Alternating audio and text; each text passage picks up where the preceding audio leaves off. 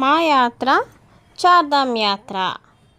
ఇప్పుడు సరస్వతీదేవి పుష్కరాలు కంప్లీట్ చేసుకోండి. నెక్స్ట్ బ్రహ్మకపాలం కంప్లీట్ చేసుకోండి. ఇక్కడ నుండి 2 కిలోమీటర్స్ అండి దగ్గర. బ్రహ్మకపాలం నుంచి మేము ఇప్పుడు వాకబుల్ చేస్తున్నాము. బద్రీనాథ్ టెంపుల్కి వాకబుల్ డిస్టెన్సే 2 కిలోమీటర్స్ అన్నమాట. మేము మార్నింగ్ నుంచి కూడా అంతా వాకింగే చేస్తున్నాము. బద్రీనాథ్ నుంచి అంటే ఫస్ట్ టెంపుల్కి వెళ్ళలేదు, కానీ బద్రీనాథ్ సరౌండింగ్స్ దగ్గర మాకు బస్సు అన్నది స్టాప్ చేశారు. అక్కడి నుంచి సరస్వతీదేవి పుష్కరాలకి నడిచే వెళ్ళాము. అది చెప్పాను కదండి, చాలా దూరం, 10 కిలోమీటర్స్. అక్కడి నుంచి బ్రహ్మకపాలంకి వచ్చాము.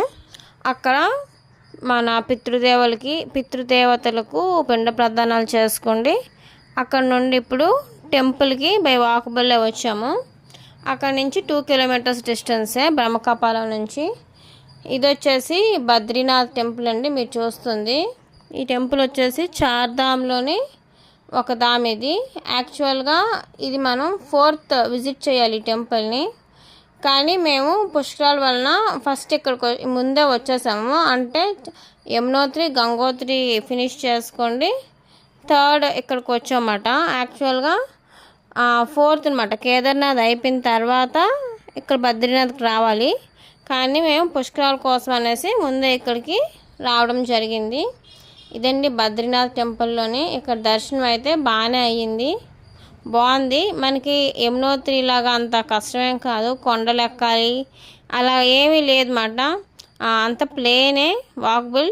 దర్శనంకి మనం వాకబుల్ వెళ్ళిపోవచ్చు, దగ్గరే, పర్వాలేదు టెంపుల్ అన్నది. మేము బాగానే వెళ్ళాము, కానీ దర్శనం మటుకు 2 hours టైం టేకన్ తీసుకుందండి. లైన్ చాలా దూరం అన్నమాట. లైన్ చాలా స్లోగా పంపిస్తున్నారు, వెయిటింగ్ ఎక్కువైపోయింది చాలానా. కానీ లోపల దర్శనం అయితే బాగా అయింది. విష్ణుమూర్తి, నారాయణుడు, లోపలే మనకు ఉపాలయాలు కూడా ఉన్నాయి, లక్ష్మీదేవి, అలాగే వినాయకుడు, హనుమాన్ గుళ్ళు కూడా ఉన్నాయండి లోపలే. ఇప్పుడు మీరు చూస్తుంది మెయిన్ గుడి పైన శిఖరం అన్నమాట. ఇది వచ్చేసి బద్రీనారాయణది. లోపలంతా కూడా వ్యూ అంతా బాగుంది. బయటకు వచ్చాక నేను బయట వ్యూ అంతా, టెంపుల్ అంతా మీకు వ్యూ చూపిస్తాను నెక్స్ట్ వీడియోలోని. ఇంకా ఇది వచ్చేసి మెయిన్ క్షేత్రపాలకుడు ఘంటాకర్ణ. మనకి గుడికి క్షేత్రపాలకుడు అన్నమాట ఈ ఘంటాకర్ణుడు అన్నది. మీకు నేను లోపల చూపిస్తున్నాను. లోపల ఘంటాకర్ణుడు ఫేస్ మీకు కనిపిస్తుంది చూడండి.